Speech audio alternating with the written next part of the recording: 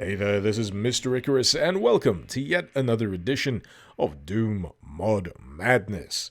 This time round, we are checking out a mod by the name of Abysm, Dawn of Innocence.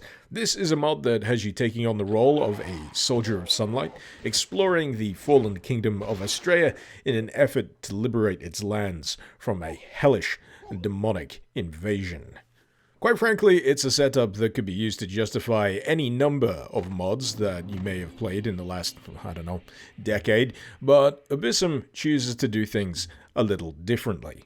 For one, the first environment that you'll stumble upon is in fact an area full of friendly NPCs, and this is an area that you'll return to on quite a frequent basis. This is the Hunter's Settlement, and as you continue through it, more NPCs turn up that offer their services to you, be it a merchant from whom you can purchase additional crossbow bolts and armor, or later on an alchemist who you'll be able to acquire mana potions from and additional health vials. Naturally, this kind of stuff isn't offered out of the kindness of their hearts. You will have to acquire gold. And to do that, you must set out into the wilderness, track yourself down some filthy demonic scum, murder them, and, steal their hard-earned coin. Where exactly are the demons acquiring this coin from?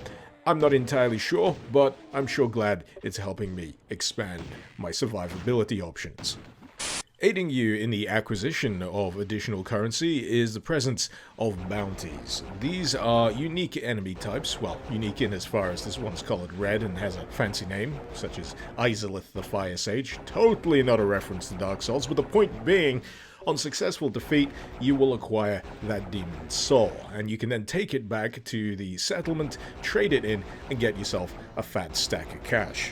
It forms the basis of a nice kind of loop that actively reminds you that you should, pop back home every now and again and stock up for the next encounter, because more often than not, you'll find that supplies out in the field do indeed start to dwindle.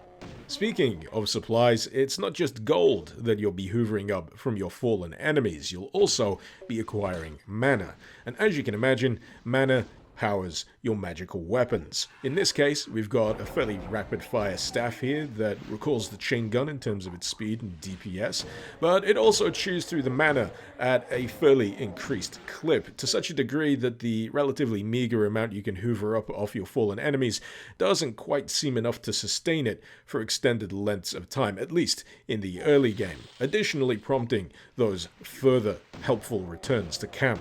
But Icarus, I hear you cry, how are we meant to make it all the way back to camp after spending such a long time out here in the wilderness? Do you seriously expect us to backtrack the entire way? To which I answer, it's okay.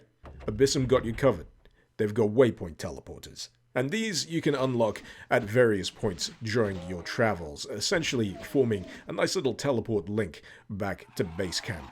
Not just that, but you can use that same teleporter to transport yourself to other unlocked waypoints, making exploration of areas or backtracking to places where you think you might have missed a few things all the more easier to do.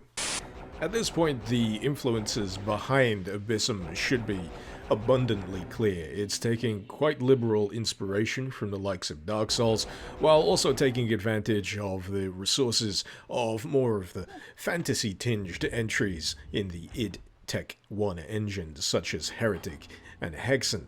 All of this coming together to form a really quite remarkable unified experience, because, as you may have suspected, all of this is interconnected. There are no end-of-level intermissions here. This is all continuous. Sure, you'll have bits where it does load in another section once you reach it, but you still don't lose that sense of things all being tied together and part of one geographic, cohesive world. It also does a fantastic job of just gently shepherding you in the correct direction, because when you've got a world that's quite open, there is obviously the potential for the player to just bugger off and do their own thing, but it manages to just nudge you in the correct way without feeling like it's being restrictive. Even better, at certain points you'll discover flat-out optional sections of Abysm that will reward you with additional treasure or even a hidden bounty lurking at the bottom of its dungeons. Speaking of bounties, something you'll discover about them during the course of Abysm is that they're not all created equal. Some are glorified, unique monster types, whereas others are fully fledged bosses in their own right, such as Xanthra, the Necromancer, a character that's been causing a little bit of trouble in the local graveyard, what with all of the unauthorized resurrections. In fact, resurrection forms a small element of the boss fight itself. Xanthra can resurrect the two minions that exist in this arena, and you can use them to harvest a little bit of extra mana if you find yourself running low or forgot to bring some vials along the way. But one thing you'll notice about this boss fight, and certainly among the many other boss fights during the course of Abysm, is that there's been clear consideration made to not just how the boss itself operates, the attacks that it uses, but also the environment that you'll be fighting the boss within. For example, here there is ample cover for you to duck behind when certain attacks are being used, whereas another boss fight will change the arena setup entirely, giving you perilous death drops on either side, forcing you to be very precise with your movements when dealing with the enemy. In that regard, each one of these bigger fights does feel like it's got its own particular personality, its own little unique twist, and it's certainly helped along immeasurably by the presence of the, quite frankly, impressive as heck soundtrack that's peppered throughout the course of Abysm.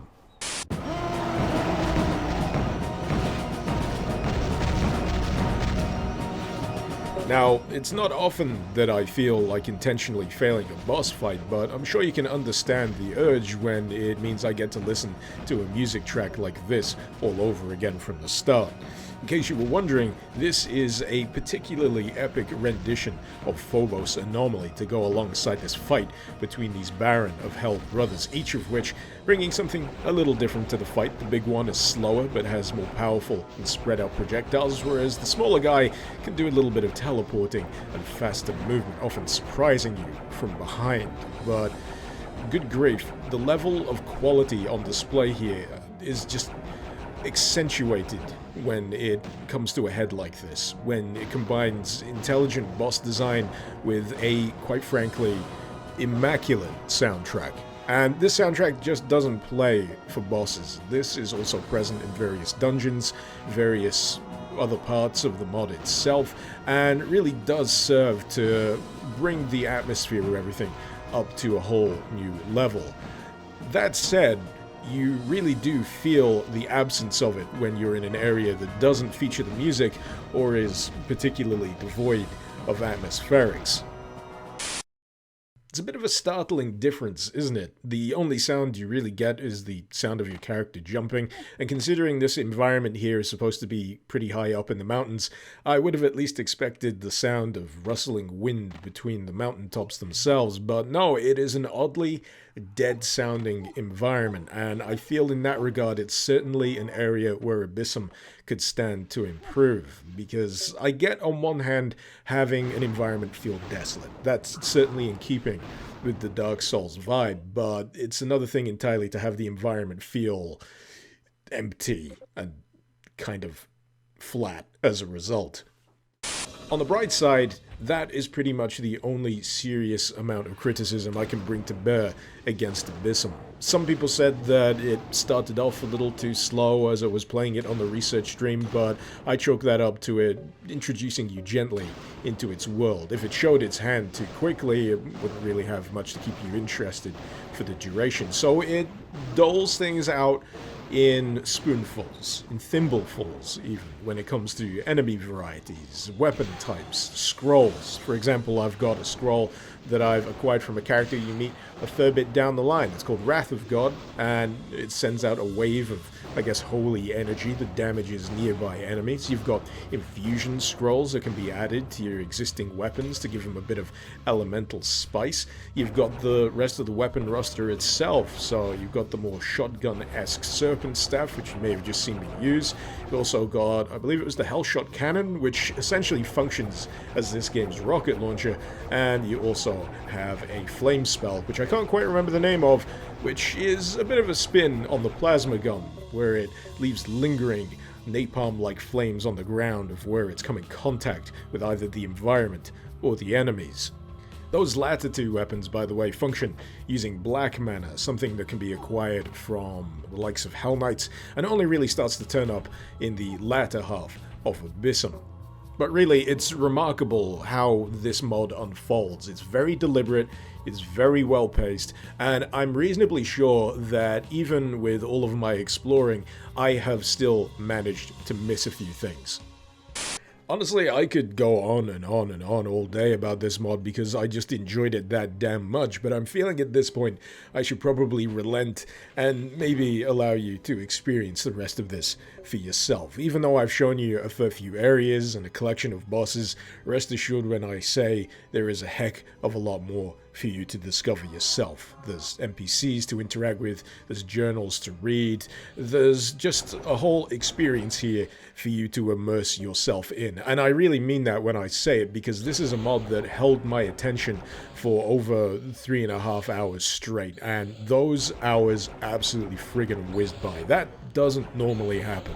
That for me is the mark of something that is doing whatever it's doing extremely goddamn well. So, on the basis of all that, would I recommend Abysm: Dawn of Innocence? Heck yes. Absolutely yes. Comprehensively yes. This has been a supremely satisfying mod to play through, one that rewards your patience, rewards your curiosity, and ultimately does right by its core influences. It certainly nails that vibe of Dark Souls, the design philosophy of Dark Souls, and gives it a nice little Doomish twist, one that I'm quite eager to return to at some point, because, as I mentioned earlier, there's always that lingering doubt with games such as this that somewhere, somehow, there's something I've probably missed, and it's probably kinda cool. Anyway, if you're chomping at the bit to give this a whirl for yourself, as well you should, you'll find the link, as usual, in the description below. While I'm at it, I'd like to give a great big thank you to my wonderful patrons over on Patreon. Thank you very much for supporting the channel and for helping to make content like this possible. If you're interested in lending a hand yourself, maybe you'd like to see your name in the credits, or maybe you'd like to gain access to my videos before everyone else. If that's the case, you'll find the link to my Patreon page also in the description below. Hopefully you've enjoyed this video. Feel free to let me know what you thought in the comments, and feel free to suggest any mods you'd like to see me cover in future editions of Doom Mod Madness. This has been Mr. Icarus. Thank you very much for watching. Icarus out.